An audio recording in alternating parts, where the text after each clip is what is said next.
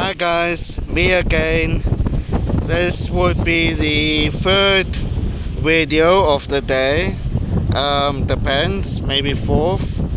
And yeah, I'm in the harbor. See, we're having quite a bit of nasty weather as well. As you guys can see, yeah, I'm also in the harbor. Ship is coming in at the back there, and yeah, east wind weather, hot, and very windy. As you guys can see, it's still very low tide as well. Yesterday that rock over there was nearly completely out of the water.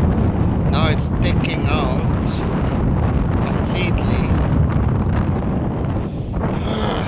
Sure. This wind. Yesterday was completely beautiful weather. Now it's the complete opposite.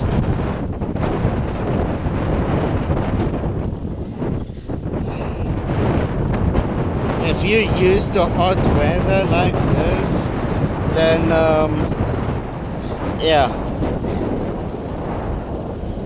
no problem for you, but for us who are more used to weather like yesterday, then yeah, this can be rather unpleasant. Oh, what happened here?